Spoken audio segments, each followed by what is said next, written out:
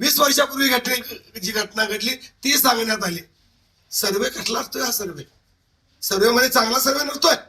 आंबेडकरांच्या पुतळ्याच्या बाबतीमध्ये संपूर्ण विरोधी बौद्ध समाजाने अंगावर घेतला साहेबांच्यासाठी.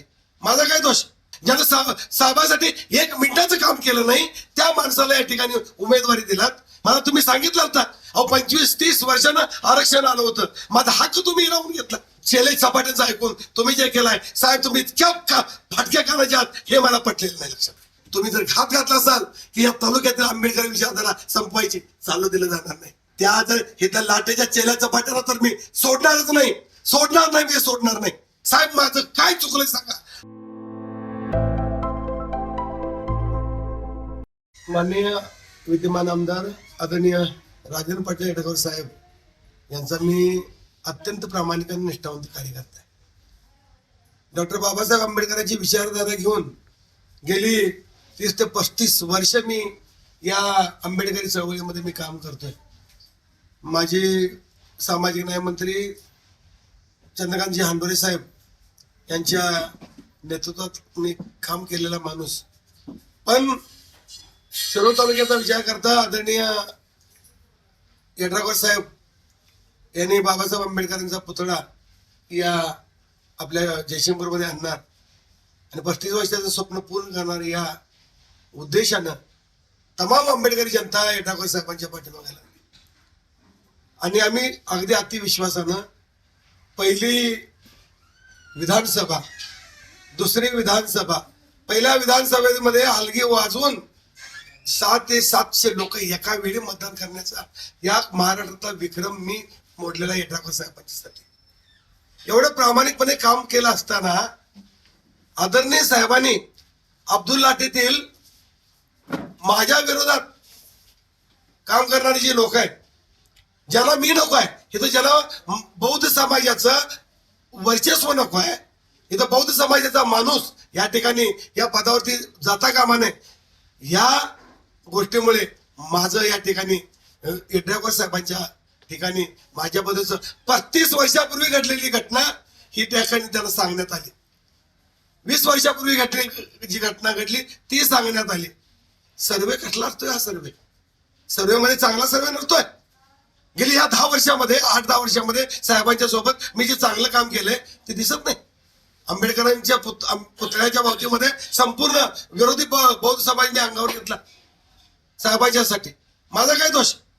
का माझा दोष आहे? आणि हे मागासवर्गीय यशी अनुसूचित जातीचं आरक्षण असताना आमच्यासारख्या नेतृत्वाला विचारात न घेता कुणालाही तुम्ही उमेदवारी देणार, ज्याची ओळख या मतदारसंघामध्ये नाही, ज्यानं साहेबांसाठी 1 मिनिटाचं काम केलं नाही त्या माणसाला या ठिकाणी उमेदवारी दिलात.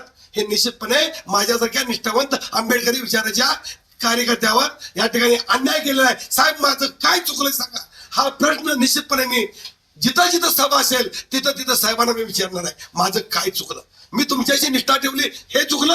अहो एका बारक्या पोरग्याला फसवलं तर शेवटच्या 10 मिनिटांमध्ये तुम्ही मला सांगताय, शेवटच्या 10 मिनिटांमध्ये तुम्हाला 10 मिनिटांमध्ये आता एबी फॉर्म मी देणार आहे.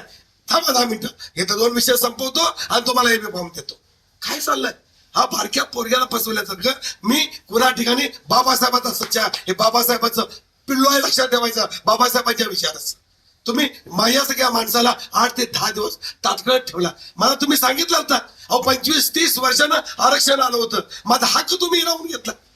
मी सक्षम असतो ना या अब्दुल लाट मतदारसंघामध्ये सक्षम एकमेव उमेदवार. प्रत्येक गावामध्ये जाऊन तुम्ही बघा, प्रत्येक लाटेच्या प्रत्येक कानाकोपऱ्यात घराघरामध्ये जाऊन बघा आणि विचारा देवेंद्र कांबळे नाव प्रत्येक माणूस हळहळल्याशिवाय राहिला नाही. हे लक्षात घ्या. तुमच्या या शैलेश सपाटेंचं ऐकून तुम्ही जे केलंय साहेब, तुम्ही इतक्या फाटक्या कानाच्या आहात हे मला पटलेलं नाही. लक्षात. त्यामुळं तुम्हाला पत्रकारांना माझी विनंती आहे, हा मेसेज साहेबांच्या मध्ये गेला पाहिजे. साहेबांनी कोणी चोर तुम्ही कशाला? अहो ज्यावेळी मी 500-600 लोकांची रॅली करून मतदान करत होतो त्यावेळी या ग्रामपंचायतीच्या सोसायटीच्या कट्ट्यावर ही बसून मजा बघत होती लोक. त्यांनी तुम्हाला मतदानासाठी काही प्रयत्न केला नाही. पण पट्ट्या रस्त्यावर असताना सुद्धा रस्त्यावरून लोकांची तुमच्यासाठी अगदी सेवा करून लोकांना आणून मतदान करण्याचं काम प्रामाणिकपणे मी केलं. आणि या प्रामाणिक निष्ठावंत माणसाला तुम्ही डावलण्याचं जे पाप केलंय ते निश्चितपणे आंबेडकरी चळवळ तुम्हाला भविष्यामध्ये कधीच माफ करणार नाही. आणि म्हणून मी तुम्हाला विनंती करतो, ह्या गोष्टी साहेब तुम्ही मला अगोदर सांगायला पाहिजे होतं. तुम्हाला देणार नाही, तुला उमेदवारी मिळणार नाही. का बरं मला पंचायत समितीची मग उमेदवारीचा अर्ज भरू दिला नाही तुम्ही? पंचायत समितीचा अर्ज भरायला परवानगी द्यायला पाहिजे होते. तो पंचायत समितीचा तुम्हाला जिल्हा परिषदेला अडचण आली होती ना, मग पंचायत समितीचा तर का दिला नाही मला तुम्ही? भरण्याचे सांगायला पाहिजे होतं, आम्ही तुमचं ऐकलं. बरं तुम्ही मला राहू दे, तुम्हाला अडचण होती ना, तुम्ही मला सांगायचं देवेंद्र यावेळी तुला थांबावं लागेल. अहो शेवटच्या क्षणापर्यंत तुम्ही मला एबी फॉर्म देतो म्हणून सांगता आणि या पद्धतीनं माझ्यासारख्या एका निष्ठावंत कार्यकर्त्याला आम्ही काय आंबेडकरी चळवळ इतकी लाचार नाही, इतकी लाचार नाही. बाबासाहेबांनी म्हटलंय जुल्म करणे वाले से जुल्म सहने वाला ज्यादा गुन्हेगार होत आहे. त्यामुळं आम्ही आता थंड वाटणार नाही. जिथं जिथं जिथं जिथं तुमच्या सभा असतील, जिथं जिथं तुम्ही सभा कराल तिथं तिथं येऊन तुम्हाला जाब विचारणार. समाजासहित आंबेडकरी चळवळ आहे ही, बाबासाहेबांची विचाराची चळवळ आहे. ही सहजपणे संपणारी चळवळ नाही. तुम्ही जर घात घातला असाल की या तालुक्यातील आंबेडकरी विचारधारा संपवायची, चालू दिलं जाणार नाही. आज बघा या मतदारसंघामध्ये मिलिंद शिंदेला कॉप्ट करून घेतो म्हटला, मिलिंद शिंदेला तुम्ही स्वीकृत सदस्य तुम्ही करून घेतला नाही. जय करणाऱ्याला उपनगराची पदाची या ठिकाणी आम्ही मागणी केली होती. जय करणाऱ्याला उपनगराची पद दिलं नाही. या ठिकाणी अनुप म्हातारीला बांधकामामुळे मागितलं, त्याला वेगळ्याच पद्धतीनं काय बांधकाम म्हणजे बाबासाहेबांची जवळ जे मागितले तुम्ही देणार नाही. तुमची निष्ठा आम्ही केलेली माणसं, तुमची सेवा केलेली माणसं, तुमच्यासाठी आम्ही काम केलेली माणसं, आमचं तुम्ही काय बघणार आहात की नाही? अजूनही साहेब तुम्हाला वेळ, अजूनही साहेब तुम्हाला वेळ आम्ही देतोय. जरा तुम्ही आत्मपरीक्षण करा, आत्मपरीक्षण करा.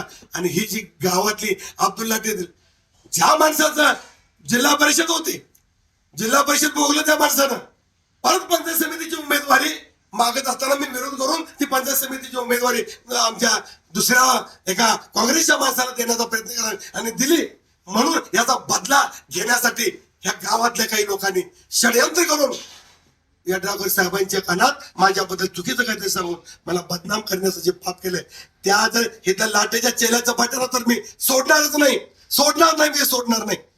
हा जाहीर आव्हान आहे माझं. खोट्या या ठिकाणी आमच्या ज्या वेदना आहेत त्या वेदना साहेबांनी समजून घ्याव्यात. भविष्यामध्ये अशा